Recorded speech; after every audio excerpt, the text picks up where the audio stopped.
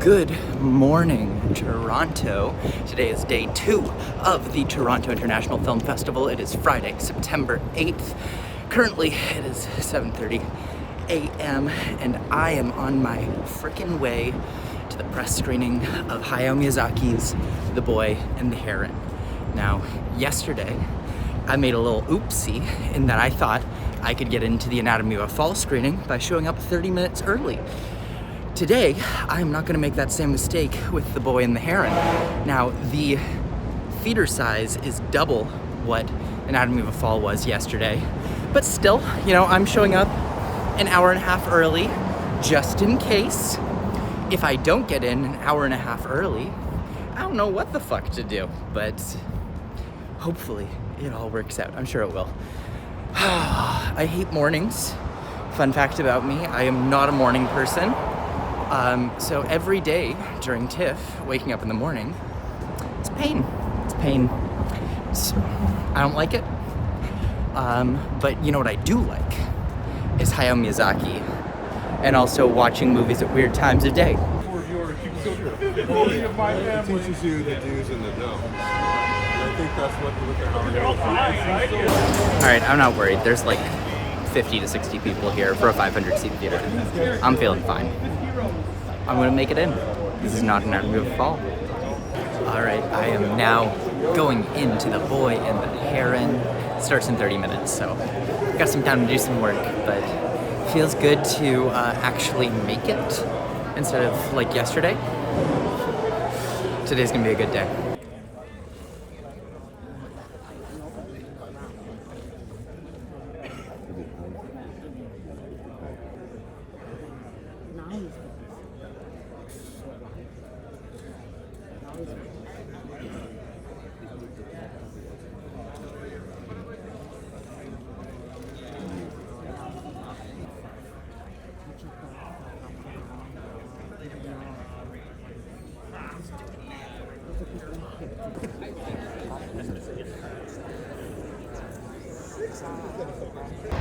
Okay, so I just got out of Hayao Miyazaki's The Boy and the Heron, and oh my god, I feel so lucky to have seen it, and I feel so lucky to have had Hayao Miyazaki and Joe Hisaishi, his composer, be such a huge part of my life. It's so emotional watching this film, knowing it might be the last. I know that they say that they're working on another one, but Hayao Miyazaki's 83. I'm just happy to get what we can. The movie is so weird and yet really wonderful at the same time. You kind of just have to let go and go along with it because it's just so strange. It's a very odd film that's often completely inexplicable and makes no sense, and yet at the same time is just so heartfelt and full of wonder and fantasy. It is just a lovely piece of art, and the score, oh my god. Oh, the music. Gorgeous. If I could make one wish right now, it's that Joe Hisaishi would win the Oscar this year. Oh my god, the music is great. But yeah, the film is amazing. It's not one of my absolute favorite Studio Ghibli movies, is what I'd say, but it is. It's still a great film. People who were comparing this and saying it was Hayao Miyazaki's Bardo, I would say that they're right. I'm gonna be honest. It is very surreal, very strange, very unique, but full of heart. Anyways, I am on my way to see a mockumentary comedy called Hey Viktor, which I was very lucky to get a ticket to this morning because it was sold out and there was one ticket remaining, which is mine. But yeah, I'll see you guys on the other side of that one. I brought it up to Simon, we spitballed ideas back and forth. I was like, dude, let's try to make this shit. And then my other producer, Josh Jackson, we pitched this at Imagine Native. How many years ago? Like, Josh, how many years ago? 7. 7 years ago, as a short film. I was like, let's just make a short film. have fun for a couple weeks and make something stupid, you know, just with our buddies. So I just saw Hey Viktor, which was one of the best surprises of the festival. It is a raunchy mockumentary comedy movie about the director of the movie, Cody Lightning. He was in movie Smoke Signals when he was a kid, and now as an adult, he is making a mockumentary about the idea of him as a burnt-out former child actor going back and making a sequel to the movie that he was in for like 5 minutes in as a kid. It is so funny, so raunchy, one of the most like go for broke comedies that I've seen in a very long time. Honestly, it reminded me a lot of like Trailer Park Boys, or oh God, what are some other like really raunchy ass comedies? And one of the happiest surprises I've had at the festival. It was just a wonderful comedy that I really hope gets seen outside of Canada, because this one could have massive wide appeal.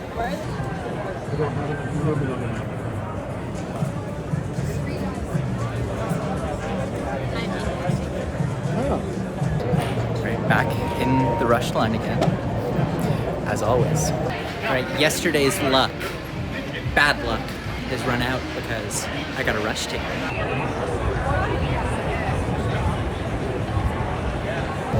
All right, I just got out of the animated film They Shot the Piano Player, and I am gonna be honest, just a little tiny bit disappointed with this one.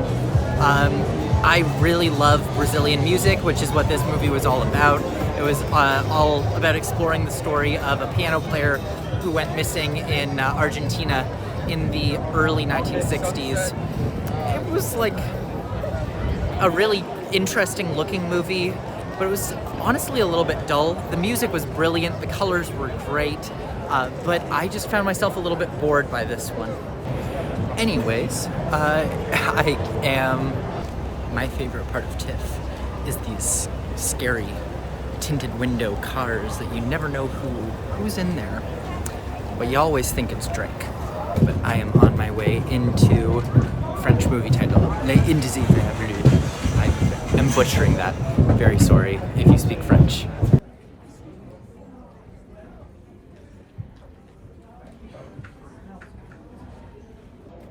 I'm now in the Royal Alexandra Theatre. Beautiful theater. Only problem is sometimes you get stuck all the way to the side. It's reserved seating. Not the best view for a movie.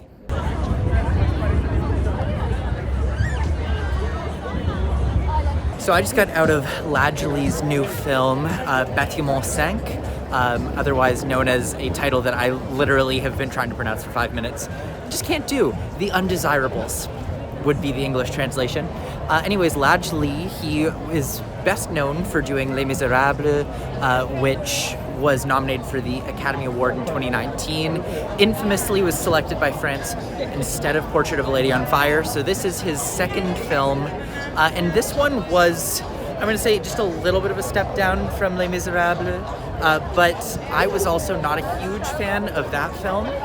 This movie was pretty slow for the most part up until the finale, when it really clicked.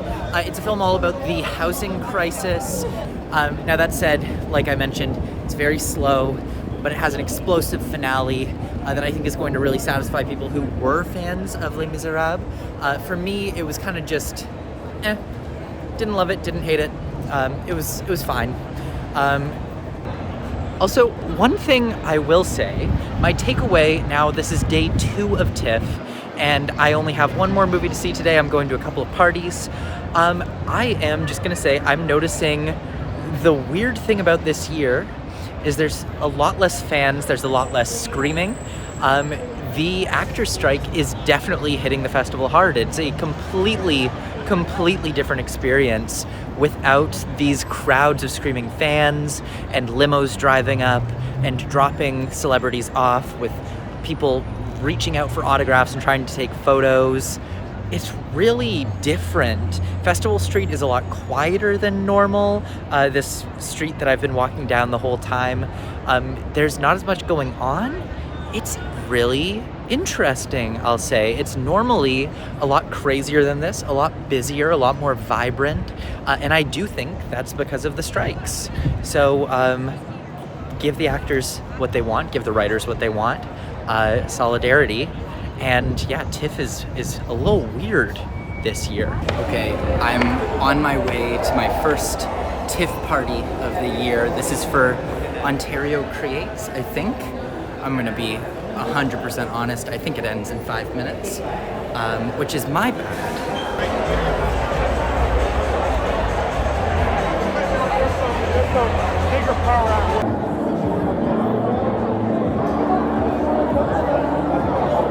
So I'm with my mom right now, who's also here at TIFF. And yes, I am, and having a blast. And she also saw The Boy and the Heron this morning. So I want to get her take on it. Okay. What did you think? Magnificent. First of all, I'm not sure it's my very favorite Studio Ghibli film. No, it's not mine either. However, it could grow on me more. The complexities of it kind of sits with you, and it has to percolate a little bit in your head because it's very complex.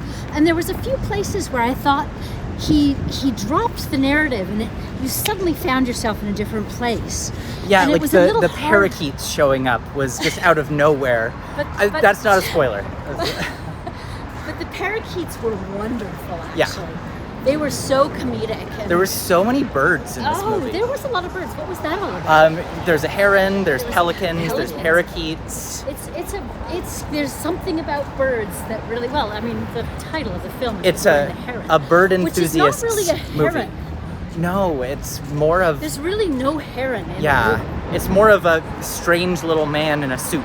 Yes, who sometimes is like a hummingbird because Anyway, it's the most bizarre movie. It's so weird. That was yet, my thinking, is that, isn't it weird that this is a guy who made Spirited Away, and somehow this is the weirdest thing that he's ever made? But Spirited Away was weird. Spirited Away is weird, but this is weirder. Really? I think it's weirder. It's much weirder. They're both weird. They're both on the weird. same level weird. I think this is weirder. It's really weird. It's very surreal, but very beautiful. What did you think of the music?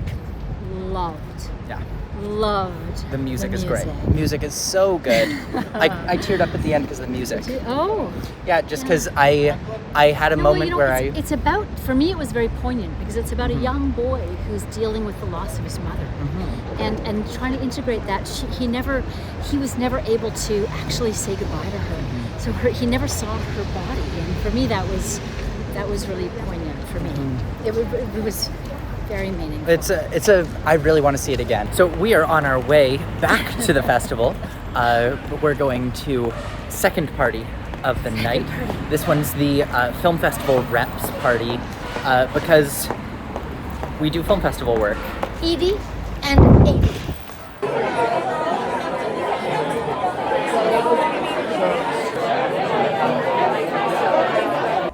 Mr. Toro with us tonight.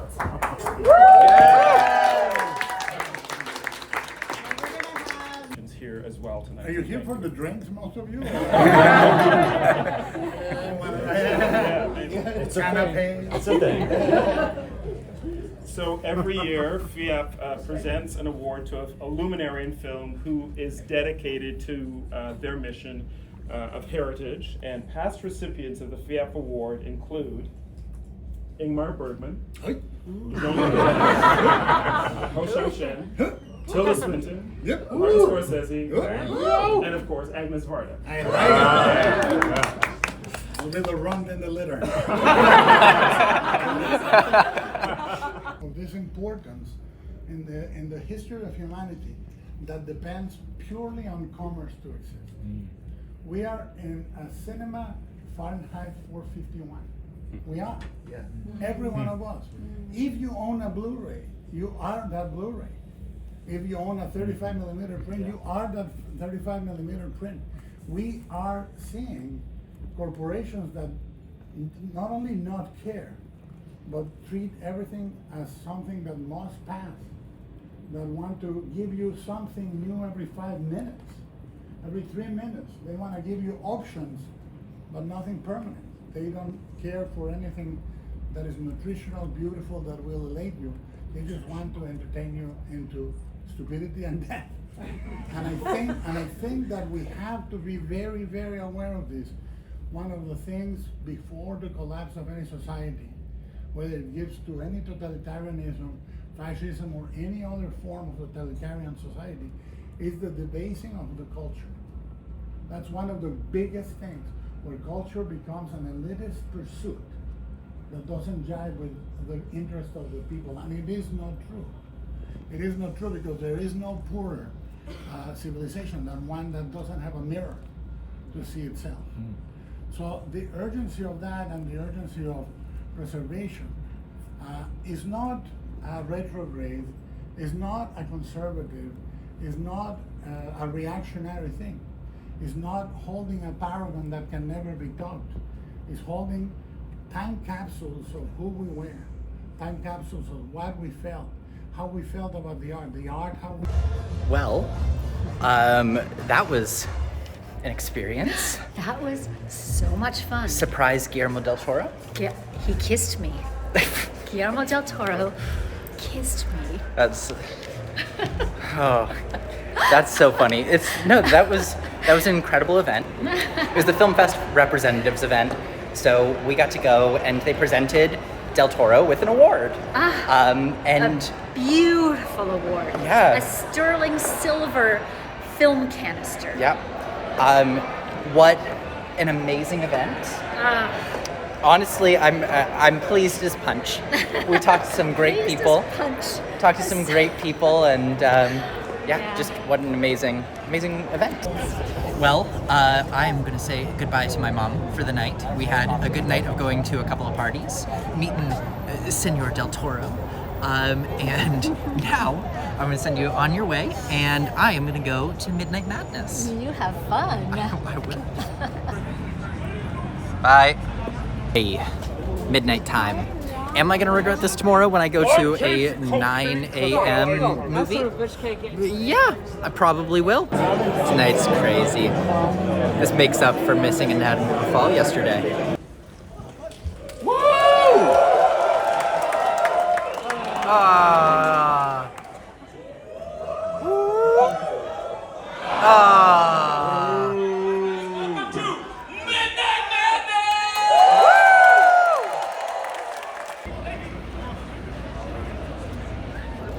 All right, well, I skipped out on the Q&A for the Midnight Madness because it is almost 2 a.m. and I'm tired as shit, and I'm going to see a movie in the morning. Anyways, so I just saw Kill. It was the midnight movie tonight, and it was an Indian action movie. It's basically the Raid Redemption set on a train. A bunch of bandits try to hold the train for ransom, and there just happens to be 2 military commandos on there that just murder all of the bandits. It's 2 hours of ass kicking, a little bit melodramatic, and honestly, some of the kills were fantastic. There were some really, really satisfying ones, but a lot of the time the creativity wasn't quite there, right? You know, like if I'm seeing something that's just a gore fest of like kill after kill, I want them to be fresh and exciting, and I want the choreography to be spectacular. And I don't know if this fully hit that. It was still a lot of fun. Definitely very fun action movie, but it didn't go above and beyond in the way that I want a movie like this to do. You know what I mean? You know what I mean. You know what I mean. Anyways, I am getting to the end of these first 3 days. Technically day 2, but we also have day 0 in this video. So this is going to be the very end of this wild ride. I had a great day today. Yesterday, I may have missed out on Anatomy of a Fall and Perfect Days, but today I got every movie that I wanted to. I got to be at multiple TIFF parties, which I haven't done in the past. I was at a party with Guillermo del Toro.